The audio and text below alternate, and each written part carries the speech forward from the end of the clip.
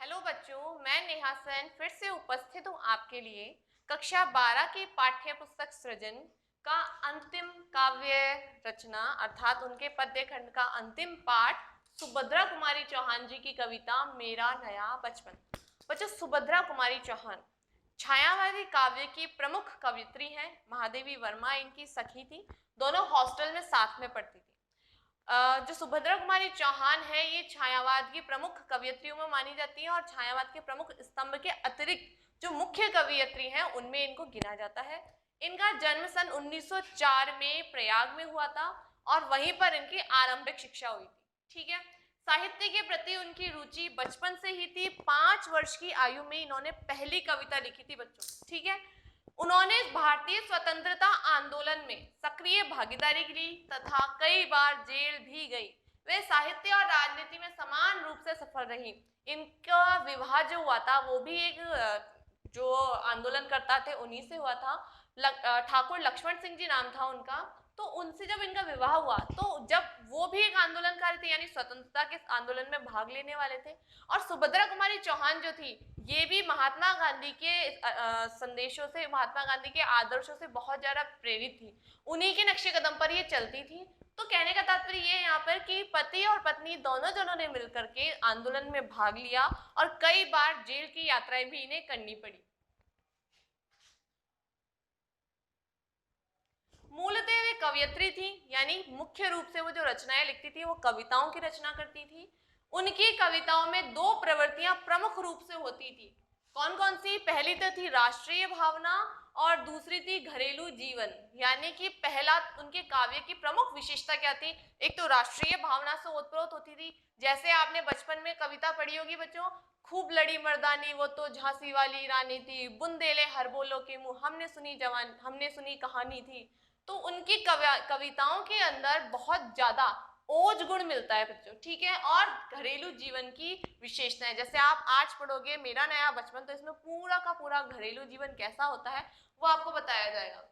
उनकी राष्ट्रीय भावना से युक्त कविताओं पर समसामयिक घटनाओं यानी जिस समय उन्होंने रचना लिखी उस समय क्या चीजें समाज में हो रही थी, क्या क्या चीजें चल रही थी उस समय, वो राष्ट्र प्रेम तथा संस्कृति की गहरी छाप मिलती है। उनमें काव्य प्रतिभा नैसर्गिक थी, इसीलिए उनकी काव्य शैली की प्रमुख विशेषता यह है कि वे जटिल से जटिल विषय को सहज और सरल शब्दों में व्यक्त कर देती। कहने का तात्पर्य बचपन से ही उनमें कविता रचना की जो प्रतिभा थी उस प्रतिभा को उन्होंने और निखारा और ऐसा निखारा कि उनके काव्य की प्रमुख विशेषता क्या बन गई? सरलता और सरसता। ठीक है। भाव और अभिव्यक्ति का इतना गहरा तादात्म्य बहुत कम रचनाकारों में मिलता है। ठीक है। उसके बाद है इसलिए कोई भी भाव उनकी कविता में आरोपित नहीं लगता, थोपा हुआ नहीं लगता, वो सहज लगता है। जैसा वो कहना चाह रही है वैसा वो समझ में आता है। जैसे मैंने आपको भी बताया, बुंदेलखंड में गाए जाने वाले लोकगीत के छंद में झांसी की रानी जैसी ओजस्वी कविता उनकी प्रतिभा और दृष्टि दोनों की परिचायक है, उनकी पहचान है वो। ठीक है। इसीलिए अंग्रेज सरकार ने इस कविता को जब्त कर लिया था, क्योंकि आंदोलन के समय, स्वतंत्रता का आंदोलन जब चल रहा था आजादी से पहले, तब इन्होंने रचना लिखी थी और इस रचना ने लोगों को इतना प्रेरित किया कि वह आंदोलन में भाग लेने के लिए उत्सुक हो गए थे। तो इन्होंने अपने काव्य के माध्यम से भारतीय जनता को प्रेरित किया कि वह आंदोलन में सक्रिय होकर भाग ले और अपनी भागीदारी निभाएं, इस मातृभूमि को स्वतंत्र करवाने में अपना योगदान दें। तो इसीलिए उनकी जो ये रचना थी झांसी की रानी, से अंग्रेज सरकार ने जब्त कर लिया था, पर यह लोगों को कंठस्थ थी, लोगों को मुंह जबानी याद थी ये कविता और आज भी कई जनों को याद है। बच्चों आप अगर इसे पढ़ लेंगे 2-3 बार तो हो सकता है ये आपको भी याद हो जाए। ठीक है। इस कविता की सरल किंतु ओज भरी पंक्तियों ने हिंदी भाषा भाषी जनता को बहुत ज्यादा प्रेरित किया था।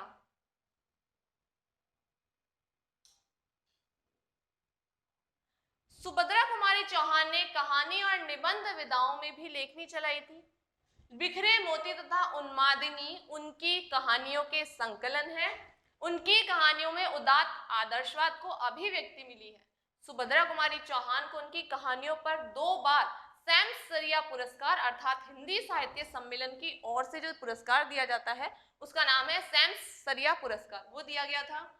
उनके निबंध में समसामयिक समस्याओं पर केंद्रित होते थे, यानी उनके निबंध जो होते थे वो उसी समय की समस्याओं पर आधारित होते थे। जैसे वर्तमान की समस्या क्या है बच्चों, वर्तमान समस्या है भ्रष्टाचार, तो भ्रष्टाचार के ऊपर कोई लेख लिखता है आज का वर्तमान का कवि या लेखक, तो वो समसामयिक घटना कहलाती है। ठीक है, उनकी पहचान एक सजग कवयित्री के रूप में है जिसने राष्ट्रीय चेतना तथा हृदय की कोमल भावनाओं को सहजता से अभिव्यक्ति दी है। शिल्प के लिए कोई विशेष आग्रह उनकी रचनाओं में नहीं मिलता।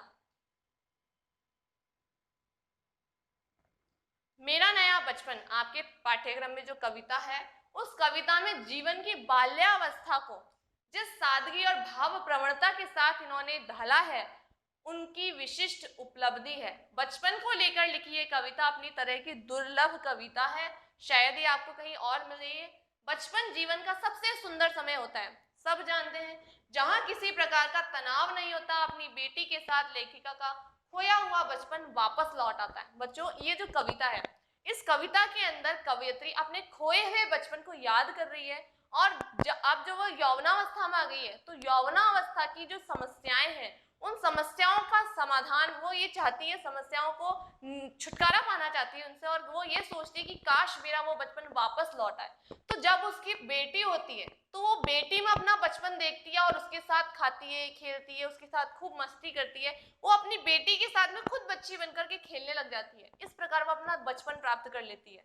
ठीक है, तो आपके घर में भी आपने छोटे बच्चों को देखा होगा, छोटे बच्चे जब खेलते हैं तो बड़े मोहक लगते हैं, अनेक अनेक बाल लीलाएं करते हैं। वो कभी घुटने चलते हैं, कभी खड़े होके चलते हैं, किसी बात पे हंसते हैं, कभी रोते हैं, कभी चिल्लाते हैं। तो ऐसे जब क्रियाकलाप वो करते हैं तो हमारे मन को बहुत अच्छे लगते हैं, बहुत मोहने वाले होते हैं। जब वो तोतली भाषा में हमसे बात करते हैं तो हम भी उनसे तोतली भाषा में बात करते हैं, तुतला कर बात करते हैं। वो जिस तरीके से नृत्य करते हैं, हम भी उनकी तरह नृत्य करने लग जाते हैं। तो कहना का मतलब क्या है, यहाँ पर जब कवयित्री ने अपनी बेटी को देखा और उसकी तोतली आवाज में जब उन्होंने उसकी वाणी सुनी, तो उसे लगा कि मेरा बचपन फिर से लौट आया है, और वो अपनी बेटी के साथ में उस बचपन को जीने लगी। देखो कैसे।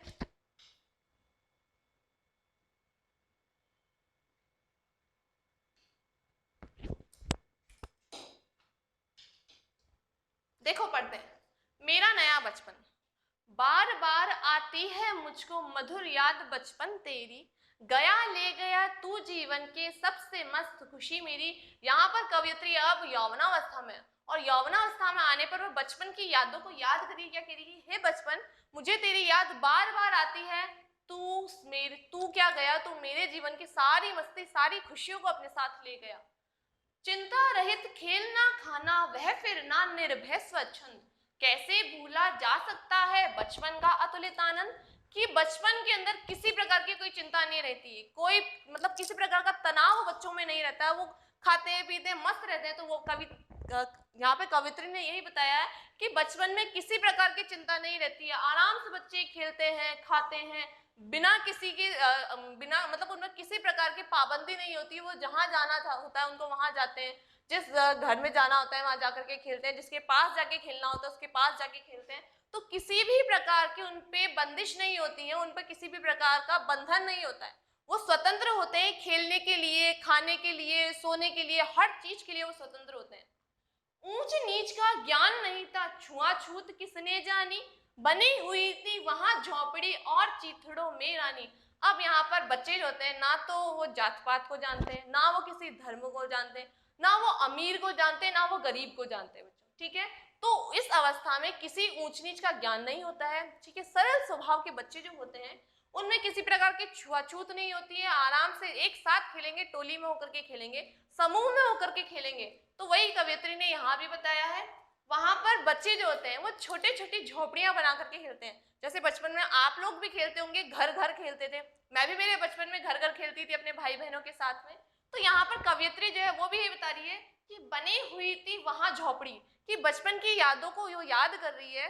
क्या कह रही है कि वहां पर छोटी छोटी झोपड़ी बना करके हम खेलते थे, और चीथड़ों में रानी गुड़िया बनाते थे। उन गुड़ियाओं को फटे पुराने कपड़े जो होते थे, उन कपड़ों से नए नए कपड़े बना करके उनको पहनाते थे, उनको सजाते थे। गुड्डे गुड़ियों के खेल खेलने की बात यहाँ पे कवित्री ने करी है।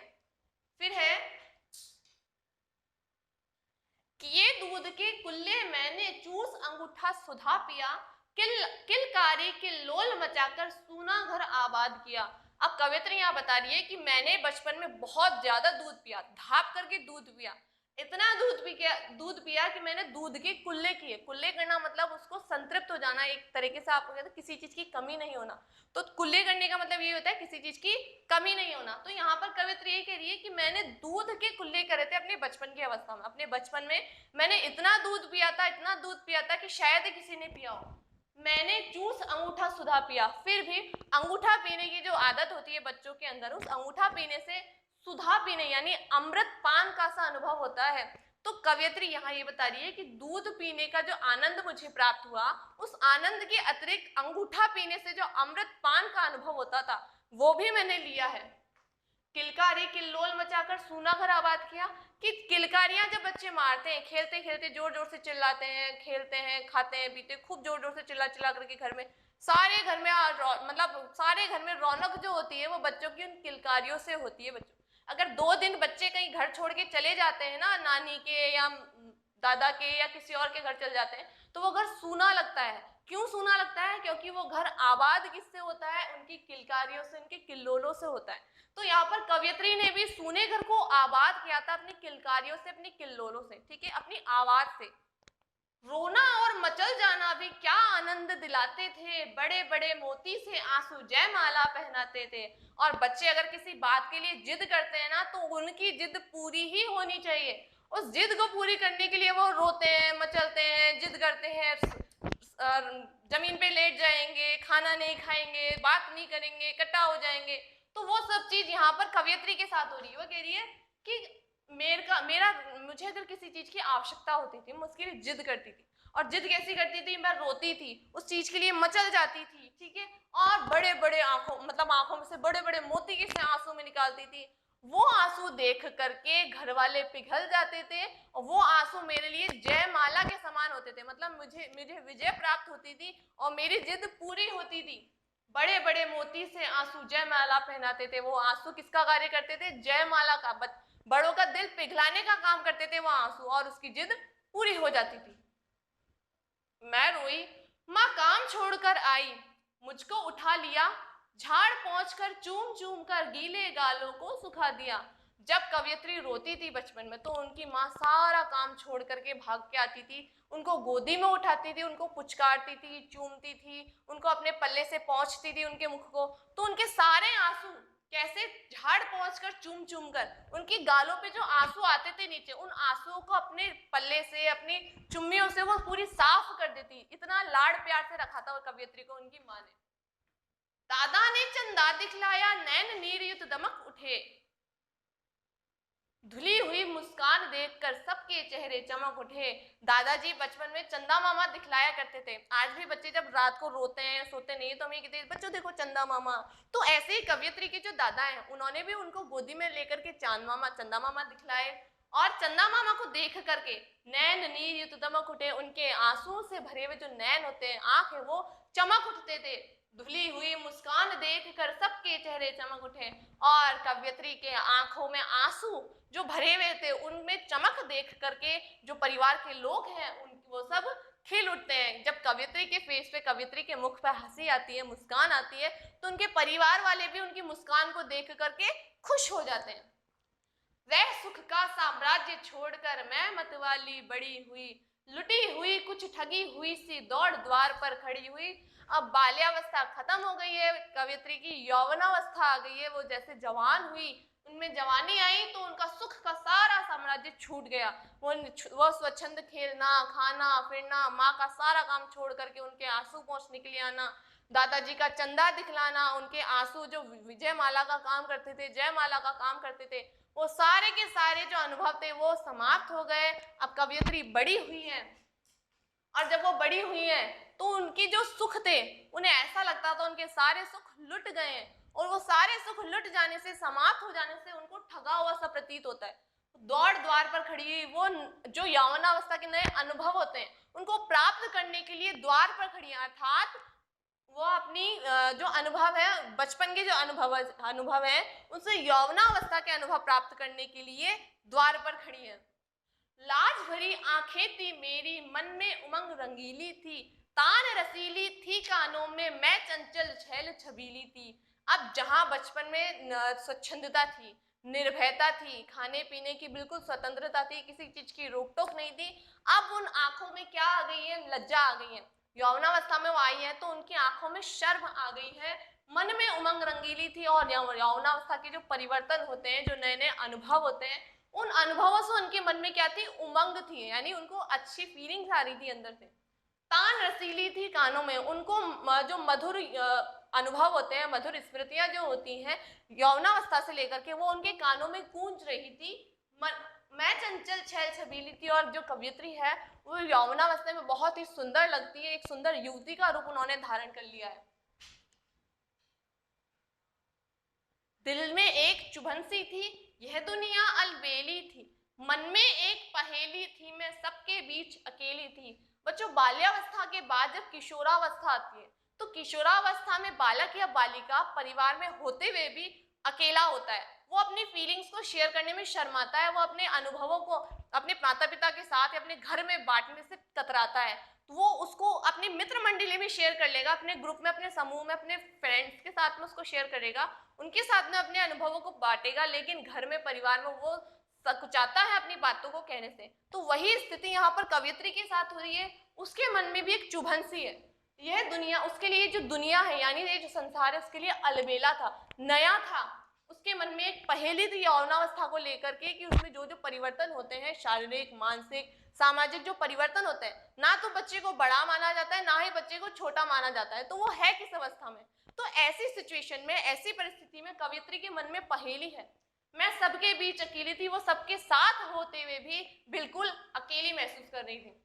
मिला खोजती थी जिसको, हे बचपन ठगा दिया तूने, अरे जवानी के फंदे में मुझको फंसा दिया तूने। वो कह रही है कवियत्री कि मैं जिसको खोजती थी, कि मैं बचपन में वो यौवनावस्था आने का इंतजार कर रही थी, और यौवनावस्था आने पर वो बचपन को याद कर रही है और बचपन को कोस रही है कि हे बचपन, मैंने जिस यौवनावस्था का इंतजार किया था, उस यौवनावस्था के सुखों को बचपन की यादों ने ठग लिया, अर्थात जवानी के फंदे में मुझे फंसा दिया। जो स्वतंत्रता, जो स्वच्छंदता बाल्यावस्था में थी, वो स्वच्छंदता, वो स्वतंत्रता जवानी में आने पर सारी समाप्त हो गई, इसलिए तूने मुझे ठग लिया।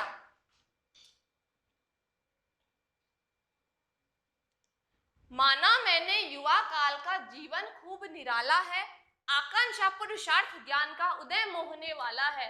अब कवियत्रियां ये मान रही कि मैंने माना कि यौवनावस्था जो होती है वो जीवन का सबसे अनोखा काल होती है। आप लोग भी मानते हो कि किशोरावस्था जो होती है वो जीवन का सबसे उत्तम काल होती है, सर्वोत्तम काल होती है। उनके अंदर आकांक्षाएं होती है, कुछ करने की ललक होती है, मन में बहुत सारी इच्छाएं होती है, ज्ञान का उदय होने वाला।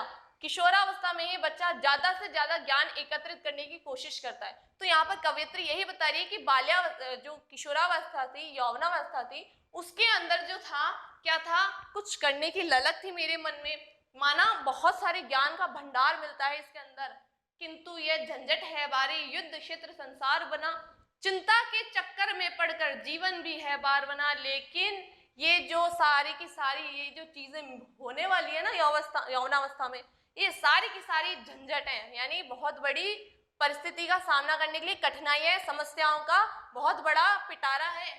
युद्ध क्षेत्र संसार बना, ये सारा का सारा संसार जो होता है किशोरों का शत्रु बन जाता है। यहाँ पे कवियत्री यही कह रही है। आप लोग भी मानते होंगे इस चीज को, जो किशोर होते हैं उनको हर चीज के लिए रोका जाता है, हर चीज के लिए टोका जाता है, और यही रोक टोक जो होती है वो उनको बंधन प्रतीत होती है। तो यहाँ पर कवियत्री यही कह रही है कि जब मैं यौवनावस्था में आई तो इन सब चीजों को, मेरी मतलब कुछ करने की ललक को, ज्ञान के भंडार को पाने का जो लालसा होती है मन में, ये सब सारी क्या है? झंझट है, यौवनावस्था की बहुत बड़ी समस्या है। और इस समस्या के कारण सारा का सारा संसार जो है वो युद्ध क्षेत्र की तरह प्रतीत होता है। चिंता के चक्कर में पड़कर जीवन भी है बार बना, बहुत सारी टेंशन्स हो जाती है किशोरावस्था के अंदर, रिजल्ट को लेकर के, करियर को लेकर के, परिवार वालों को लेकर के। तो इन सब चीजों के बीच में पड़कर ये जीवन कैसा लगता है? बोझ जैसा प्रतीत होता है। आजा बचपन एक बार फिर दे दे अपनी निर्मल शांति, व्याकुल व्यथा मिटाने वाली यह अपनी प्राकृत विश्रांति। आप कवियत्री इन सारी समस्याओं, सारे झंझटों को देख करके दोबारा अपने बचपन को याद करिए कि हे बचपन, एक बार फिर से आजा और अपनी निर्मल शांति, यानी उस समय जो शांति मन में रहती थी ना, वो शांति मुझे मिल जाए, ऐसी वो कामना कर रही है। व्याकुल व्यथा मिटाने वाली, यानी इस व्याकुल मन की जो पीड़ा है इसको मिटाने वाली एक शांति जो होती है मन में, यानी एक ऐसी चीज, ऐसी शांति जो इस सारी की सारी समस्याओं का समाधान कर दे, इस व्याकुलता को शांत कर दे, ऐसी शांति मुझे मिल जाए। हे बचपन एक बार फिर आ जा। वह भोली सी मधुर सरलता, वह प्यारा जीवन निष्पाप, क्या आकर फिर मिटा सकेगा तू मेरे मन का संताप। कि बचपन में जो मधुरता, जो भोलापन, जो सरलता होती है, वो सरलता और वह प्यारा सा जीवन जिसमें किसी पाप, कोई प्रकार का पाप नहीं लगता है, किसी चीज को लेकर के किसी प्रकार की टेंशन नहीं होती है, ऐसे जीवन को क्या आकर फिर मिटा सकेगा तू? क्या वापस से तू मुझे वो लौटा सकेगा? मेरे जीवन में जो कठिनाइयां आई है यौवनावस्था में, क्या उन सारी समस्याओं का समाधान तू कर सकेगा? तू मेरे मन का संताप, क्या तू मेरे मन में उठ रही इन ज्वालामुखियों की इन समस्याओं का समाधान कर सकेगा? अब जब कवयित्री अपने बचपन को बुला रही थी, मैं बचपन को बुला रही थी, बोल उठी बिटिया मेरी, नंदन वन सी फूल उठी वे छोटी सी कुटिया मेरी। अब जब कवयित्री यहाँ अपने बचपन को याद कर रही है, उसकी मधुर स्मृतियों को याद कर रही है, उसी समय उनके पास में उनकी बेटी है, वो बिटिया अचानक बोल उठी, यानी उनके जीवन में उनकी बेटी का आगमन हो गया। और उनकी जो सूनी सी कुटिया थी, उस कुटिया को उन्होंने नंदन वन की तरह महका दिया। नंदन वन में बहुत ज्यादा वनस्पतियां, बहुत खुशहाल वन माना जाता है इसका, पृथ्वी का। तो ऐसे उनकी जो सूखी सी दुनिया थी, जो बचपन को याद कर रही थी, उन बचपन की यादों को दोबारा से जीवंत करने के लिए उनके जीवन में किसका आगमन हो गया? उनकी बेटी का आगमन हो गया। माँ ओ कहकर बुला रही थी, मिट्टी खाकर आई, कुछ मुंह में कुछ लिए हाथ में मुझे खिलाने आई थी। अब वो बाहर से अंदर आ रही है, और बाहर से अंदर आती है वो माँ माँ पुकार रही है, माँ माँ कह के वो पुकार रही है। और आकर वो मिट्टी खा करके आई थी, कुछ हाथ में थी कुछ मुंह में थी। वो हाथ में कुछ, मुंह में जो थी वो तो खुद खा रही थी, और हाथ में जो मिट्टी लेकर के आई थी वो अपनी मम्मी को, यानी कवयित्री को खिलाने के लिए लेकर के आई थी। पुलक रहे थे अंग दृगों में, कौतूहलता छलक रहा, मुंह पर थी आह्लाद लालिमा, विजय गर्वता झलक रहा। बहुत खुश थी उनकी बेटी, उनके सारे अंग रोमांचित थे, यानी उसकी उसकी जो रोम रोम थी वो आलोकित हो रही थी। अपनी मम्मी को मिट्टी खिलाने के लिए वो बहुत उत्साहित थी। कौतूहलता छलक रहा, उसकी आंखों में आश्चर्य, वो जो एक अलग तरीके जो आश्चर्य होता है, जो वो झलक रहा था उसकी आंखों से, उनकी बेटी की आंखों से। उसके मुंह पर लालिमा थी, अलग ही प्रकार की उनके मुंह पर लालिमा थी, अलग प्रकार की रोशनी चमक रही थी, विजय गर्वता झलक रहा। और मिट्टी खाने की जो जीत उसने हासिल की थी वो उसके चेहरे पर साफ झलक रही थी। मैंने पूछा यह क्या लाई, बोल उठी माँ काओ, हुआ प्रफुल्लित हृदय खुशी से, मैंने कहा तुम खाओ। अब तोतली आवाज में वो आई और आकर के बोली कि माँ ने पूछा कि क्या लाई हो, तो वो बोली माँ खाओ। वो मिट्टी लेकर के आती है अपने हाथ में, और वो मिट्टी को माँ की तरफ बढ़ाते हुए माँ से वो तोतली आवाज में बोली कि माँ खाओ, हे माँ आप मिट्टी खाओ। उनकी ऐसी आवाज, अपनी बेटी की आवाज सुन करके उनका हृदय बहुत खुश हुआ, प्रफुल्लित हृदय से खुशी, यानी उनका मन में बहुत ज्यादा उत्साह भर गया। मैंने कहा तुम खाओ, उन्होंने कहा कि नहीं तुम ही खाओ। पाया मैंने बचपन फिर से, बचपन बेटी बन आया, उसकी मंजू मूर्ति देखकर मुझ में नव जीवन आया। अपनी बेटी को देख करके उन्होंने अपने बचपन को प्रतीत किया, उन्हें लगा कि मेरा बचपन मेरी बेटी के रूप में वापस मेरे जीवन में आ गया है। उसकी मंजू मूर्ति, उसकी सरल मूर्ति देख करके उनमें नव जीवन आ गया, यानी उनमें उनका जो जीवन है वो फिर से नया हो गया। यौवनावस्था को लेकर के जो चिंताएं थी उनके मन में, या नए जीवन को लेकर के जो समस्याएं उनके सामने आ रही थी, उन समस्याओं का सामना करने से अच्छा हुआ मान रही थी कि बचपन ज्यादा अच्छा है, तो क्यों ना वो बचपन फिर से आ जाए। तो ऐसा बचपन उनके पास में कब आया, जब उनकी बेटी उनके जीवन में आई, और वो छोटी सी बेटी तोतली आवाज में बोल रही है, उनसे मिट्टी खाने के लिए उन्हें बुला रही है, उनको मिट्टी खिला रही है। तो कवयित्री उसको देख करके, अपनी बेटी को देख करके बहुत ज्यादा खुश हुई। उन्हें लगा कि मेरा जो बचपन है, जिस बचपन को मैं बुला रही थी, वो बचपन मेरे जीवन में मेरी बेटी बन करके मेरे जीवन में वापस आ गया। तो इस बात को लेकर के कवयित्री बहुत खुश है। मिलकर मैं भी उसके साथ खेलती खाती हूँ तो खिलाती हूँ, मिलकर उसके साथ स्वयं मैं भी बच्ची बन जाती हूँ। बच्चों हम भी ऐसा ही करते हैं, जब हमारे घर में छोटा बच्चा होता है ना, तो वो आप चाहे कितने ही व्यस्त हो, आप चाहे कितने ही काम कर रहे हो, आप चाहे कितने ही थके हो, अगर बच्चा आपको खेलने के लिए आमंत्रित करता है या भोजन के लिए आमंत्रित करता है, मानो वो कुछ खा रहा है, वो आपको आगे होके सर्व करता है, तो आप उसको मना नहीं करोगे, आप उसके साथ खेलोगे, आप उसके साथ खाओगे, मतलब पूरी तरह से आप बच्चे के साथ में एंजॉय करोगे। तो यहाँ पर कवयित्री भी ये कह रही है कि मैं भी अपनी बेटी के साथ में खेलती हूँ, खाती हूँ और उसके साथ साथ में तोतली आवाज में बातें करती हूँ, मिलकर उसके साथ यानी उसके साथ में मैं भी बच्ची बन जाती हूँ, जैसे वो क्रियाकलाप करती है मैं भी उसी की तरह करती हूँ। जिसे खोजती थी बरसों से अब जाकर उसको पाया, भाग गया था मुझे छोड़कर वह बचपन फिर से आया। कि जिसे मैं खोज रही थी, जिसे मैं बहुत दिनों से तलाश कर रही थी, वह अब जाकर के मुझे मिला है, उसको पाने के लिए मैंने बहुत ज्यादा प्रतीक्षा करी है और वो बचपन जो मुझे छोड़ करके भाग गया था वह मैंने फिर से पा लिया। किस रूप में? मेरी बेटी के रूप में मैंने पा लिया है। बच्चों, हमारे घर में जो छोटे छोटे बच्चे होते हैं ना, उनको देख करके हम भी जवान हो जाते हैं, हम जो जवान होते हैं वो बच्चे हो जाते हैं, जो बूढ़े होते हैं वो भी उसी अवस्था में आ जाते हैं। तो वो भी उन चीजों को एंजॉय करते हैं, वो भी उन क्रियाकलापों को बहुत ज्यादा मनोरंजक मानते हैं। जैसे कृष्ण की, भगवान की आप लीलाएं लो, कृष्ण भगवान की सारी लीलाएं इतनी ज्यादा मतलब इतनी अच्छी थी, इतनी रोमांचित करने वाली थी कि यशोदा माँ भी कई बार चक्कर खा गई थी। जैसे उनका मिट्टी खाने पर उनका मुंह खोलना, तो उनके मुंह खोलते यशोदा माँ को पूरा ब्रह्मांड दिख जाता है। इतने सारे असुरों का उन्होंने वध बाल्यावस्था में ही किया था। भगवान राम को देखो, जब भगवान राम पैदा हुए थे तो चतुर्भुज रूप में जब वो पैदा हुए थे, जन्म जब उन्होंने लिया था तो चतुर्भुज रूप में उन्होंने जन्म लिया था। तब उन्होंने माता कौशल्या ने उनसे अनुरोध किया था कि हे भगवान, मुझे पता है आप भगवान हो, लेकिन मैं उन लीलाओं का आनंद प्राप्त करना चाहती हूँ जो बाल लीलाएं बच्चा करता है, मैं उन लीलाओं का आनंद लेना चाहती हूँ, इसलिए आप सामान्य बालक के रूप में प्रकट हो और मुझे उन लीलाओं का आदान प्रदान करें। तब भगवान राम वापस से उसी दो हाथ वाली अवस्था में आते हैं और उन्हें उन समस्त लीलाओं का आनंद प्राप्त कराते हैं जो एक सामान्य बच्चा करता है। तो ऐसे ही बच्चों, इस कविता में कवयित्री ने यही बताया कि किस प्रकार बचपन जो होता है वो स्वच्छंद होता है, किसी प्रकार की बंदिश उसमें नहीं होती है, किसी प्रकार की रोक टोक उसमें नहीं होती है, कोई टेंशन नहीं होती है। लेकिन जैसे जैसे बचपन खत्म होता है, यौवनावस्था आती है, किशोरावस्था आती है, तो उनमें समस्याओं का भंडार पिटारा हमारे हाथ लग जाता है। उन समस्याओं के समाधान के लिए हम वापस से बचपन को बुलाना चाहते हैं, उन समस्याओं का सामना नहीं कर पाते, तो हम यही कहते हैं कि हमारा तो बचपन ही बहुत अच्छा था।